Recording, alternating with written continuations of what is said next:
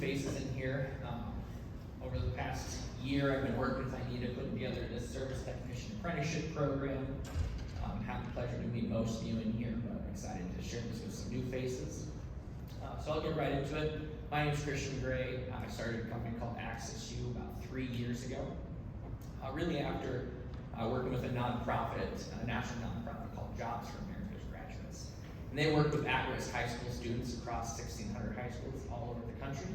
And I realized that there's a big gap in the market in connecting this non-traditional talent to the skills that they need in order for you employers to be able to hire them. So I started a company to fix that.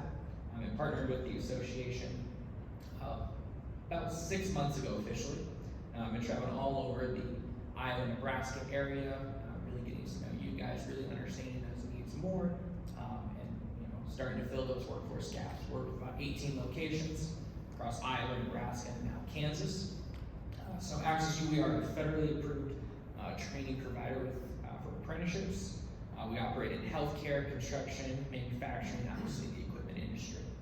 So AxisU is a recruiting platform that helps companies access and upskill non-traditional talent. You're going to hear me say non-traditional a lot. And that's what I'm going to really emphasize on, because what I think we're all here today is we're realizing our traditional recruitment or talent paths that we're getting these techs from isn't able to produce enough. So we have to start looking at alternative routes to get techs. So let's first start out with agreeing on what the definition of an apprenticeship program is. So I just got this right off of Google. So we all know what it is. An apprenticeship is a system for training a new generation of practitioners of a trade or profession with on-the-job training in accompanying education either in a classroom or online. So the on-the-job training is, in this case, would be a new tech following a more experienced tech, learning from them, helping them, really assisting them. Job-related education, that can be here at DMAC, or that can be online in the form of a John Deere University or other types of online classes. And then that progression of wages, the wage progression schedule, as that tech gets more skilled, and those are clearly defined in the apprenticeship program what those skill sets are, they get an increased wage. So they make more money as they become more valuable to you as an organization. And then at the end of the apprenticeship program, they get a national credential, which is an internationally recognized certificate, much like a degree, which God forbid a tech leave you, they are able to take that into another employment all over the country and be recognized. So let's quickly define the skilled labor shortage and why it exists. I think this is a pretty ambiguous question, and there's a lot of ideas out there on why it exists, but I'm just going to get down to first principles. Over half the population in our country does not have training beyond high school. So the skilled labor just doesn't exist. Why doesn't it exist? Well, the cost of tuition and the opportunity cost of attending college keep people from pursuing higher education. So we're going to dive into that non-traditional talent, why they're unable to go down the traditional education paths, even if you as an employer pay for it. So that growing non-traditional talent is making it increasingly more difficult for you guys to hire the techs that you need. So when you talk about this traditional talent pool, those are the individuals that they can pursue traditional education on their own or participate in an employer's tuition reimbursement program. Just a quick show of hands, raise your hand if you have some sort of tuition reimbursement program or scholarship program. Okay, that's what I thought. Everybody has one of those programs. It's a fantastic tool, and that really reaches a certain demographic of techs to provide that opportunity for. So this demographic, they can afford to work part-time and go to school part-time. But as you can imagine, not everybody can afford to do that. So that's the number one reason why we have this non-traditional talent. They can't afford the tuition, but if you could afford the tuition, these individuals have to work full-time in order to support their family, pay their bills. These are people who couldn't afford to go to college after high school. These are individuals that chose, hey, maybe I'm gonna wait to go to college, but then they started working in full-time employment. They adjusted their lifestyle to that full-time wage, and then now they're 22, 23, they're ready for a career change. But guess what? They've got kids, they've got a family. They can't go from their $18 an hour job working full-time at Casey's to, I gotta go back to school, work part-time, go to school part-time. So we have to find ways for employers to train their own employees. It's the only way we're going to do this, by increasing the capacity to train new techs. DMAC is a great place to get techs. You're all familiar with that program. I think right now they have a waiting list of over 25 students to get in. So even if, I'm sure everybody in this room can hire more than 25 people collectively. So we still got to find a way to get more people in the industry. We're going to talk about how we do that.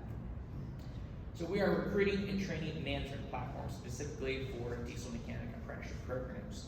So we help employers attract those candidates through high school partnerships. We work with nonprofits and we work with state agencies to get these opportunities in front of this non-traditional talent pool. We have an applicant tracking system specifically, once again, really geared towards our non-traditional talent. We have online courses that provides that. It's a supplemental education for the apprenticeship program. And then our training platform manages the entire process of the apprenticeship program, keeps everybody engaged and on the same page. So we're really helping employers access that non-traditional talent to fill your skilled workforce needs.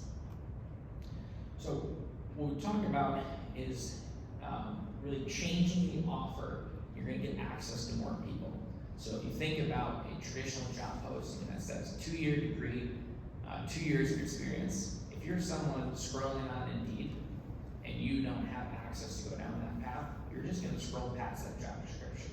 So I'm going to give you a real example of that here in a second.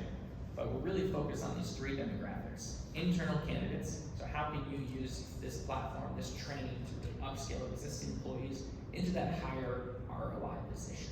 How do you take a shop hand, turn them into a diesel mechanic where they're actually billing those hours to customers? External candidates, once again, individuals working at Casey's, Tires Plus, or Olive Garden. How do we access these pools of talent that, for instance, Tires Plus, that's closer related to the industry? Then how do we get access to those people who never thought they would? I mean, I never thought I'd be working in the ag industry, but here I am, and I love it. So how do we get those types of opportunities, really intersect people within those lives? And then really, I think what we're all interested in is how do we access those high school pipeline? If you look at Iowa specifically, we have a 55% post-secondary education rate, which means about 48% of all of our high school students don't go on to college. But then in Iowa, we have a 40% college dropout rate. So that's a huge pool of talent that we're not able to tap into using traditional education. I'm a big proponent of traditional education, but we want to create multiple ways to get the skills that you employers need. So how do we intersect candidates, or how do we intersect them in their lives to give them candidates? So I use this example I kind of touched on here in a second, but imagine you're a 21-year-old, you want to start a higher paying career, but you can't afford to go to work, go to school part-time. So you jump on Indeed to find a new job, looking for an opportunity. You see that 2-year degree required, tuition reimbursement program, work part-time, go to school part-time. And once again, they're going to scroll past that.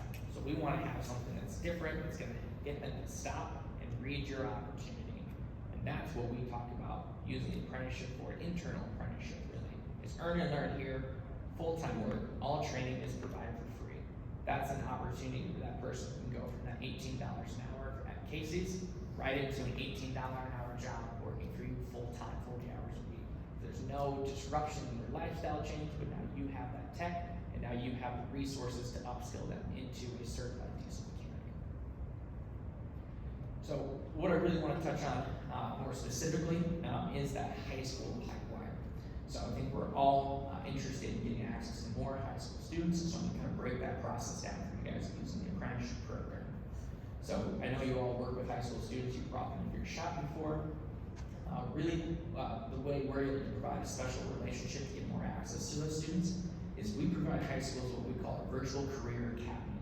Now high schools all across the country, specifically Iowa, in those rural areas, struggle to provide what's called career technical education, which is required that to provide all students, but it's usually in the form of welding, and that's it. Or they have an automotive class, and that's it. Because they don't have the resources, either online education or the actual physical teachers to teach those classes. So we're able to provide that training to the high schools and provide multiple career paths for those students. And we find out, oh, we've got 5 students interested in diesel mechanics, they're taking our diesel mechanic courses, and then that's how we're able to connect them to the local employers in a 30-mile radius. So it's a pretty good way, easy way to get student acquisition and make sure that these are actual interested students. I know I've had a couple opportunities here with some employers where we've gone to career fairs, we've stood there for a couple hours, maybe talked to 2 students, and it's like, oh, okay, did you really want to talk to me, or did you just want to get out of class? Because if I'm in high school, I probably just want to get out of class. So, how can we, use more of a sniper approach versus the drive-by of students walking through the cafeteria.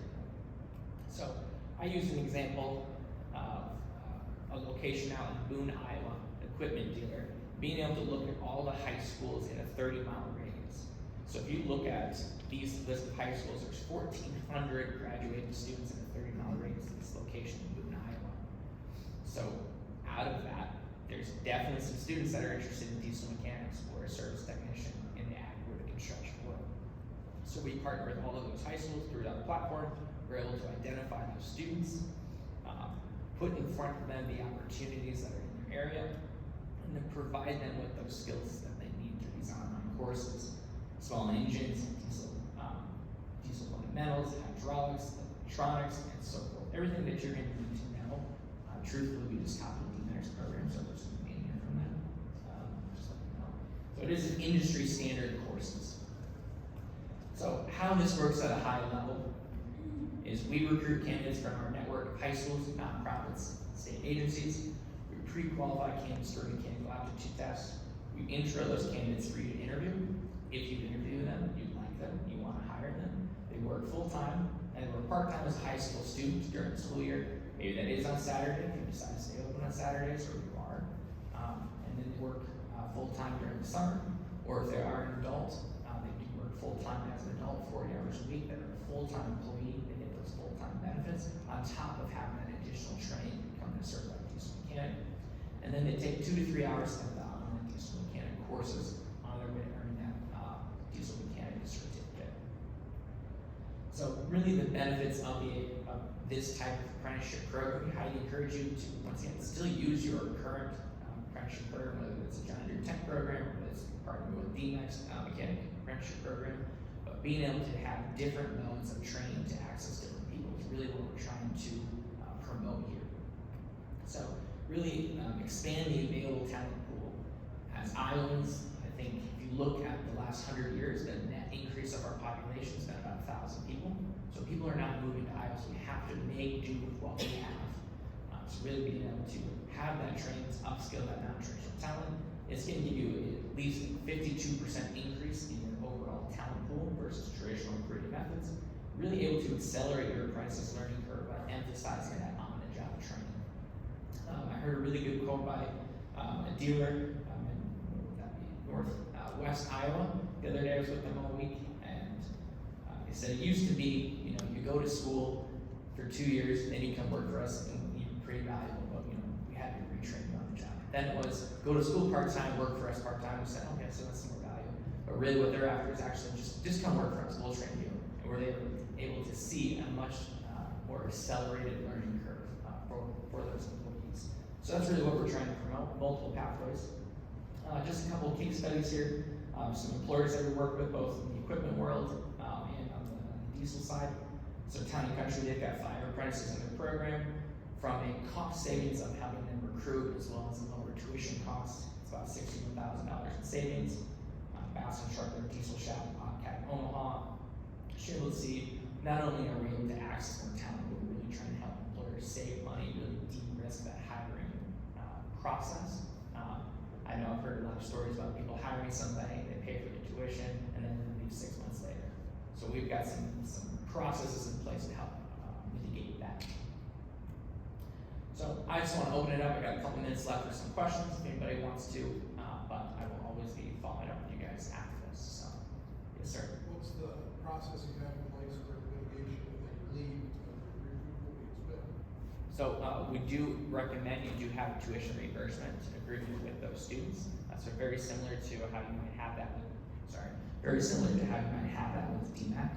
So you are spending money towards their tuition. It's a lot less. So if they do leave you, you just enter another person into the program. But we do have some dealers that have those reimbursement agreements, especially on the tools side. So our local schools around us, have you already went to them, or we need to go to them and get them set up with you guys? How does that happen? We do all the school recruitment. That's my background, is working with schools, setting up work-based learning programs. It's a much different language to have to speak to those schools, and that's really what, I guess I would have a talent in that maybe, or skill set, being able to bridge that language gap between the schools, understanding the value brought to them as a school and the students, and how that translates to employers, and so forth. On the international certificate that you offer, is that kind of counterproductive to getting people to stay, or what's the reason for having it? It's definitely an added benefit. People, and we're gonna talk about this, but people don't like, servants. We had employers say, if you were to commit to me for 10 years, somebody's like, whoa, I don't make those type of commitments as a certain student panel. But it is an added benefit. It's a short term, it's a 3-year program. They get that certificate. We don't want them to leave, but we can't do anything to help you hold on to that person for a 10-year period. So that does give that person some ultimate, hey, in 10 years, if I want to move to Colorado or West Virginia, I do have that ability to pick myself up and leave. So it's an added benefit to that job seeker, and then we can help them, from a cultural perspective, we can really help them on the retention side of keeping that person. So it's a benefit to the apprentice themselves. While they're taking their classes, you're saying 2 to 3 hours a week roughly, is there some type of a checkpoint, or as they're passing these classes, that's how the employer knows that they are doing what they're supposed to be doing? Yep. And so our system, there's a portal for employers to log into and do that progress. We also just kind of make it super easy and send automated emails of, hey, Johnny or Sally, they completed XYZ courses, they did this well on the test, quizzes, really giving you guys an update so you don't have to do a lot of management on your end, besides the on-the-job piece where they're actually working and providing value. Just a general question, we've done this there. Do you have them doing the training online at the dealership, or is that at home, or what have you seen most people doing? Most people have them do that at home after work or on the weekends. We do have some employers that, for an hour a day, you're gonna come in at 7, you're in your courses from 7 to 8, and then you're gonna go work your regular shift. So it's very flexible.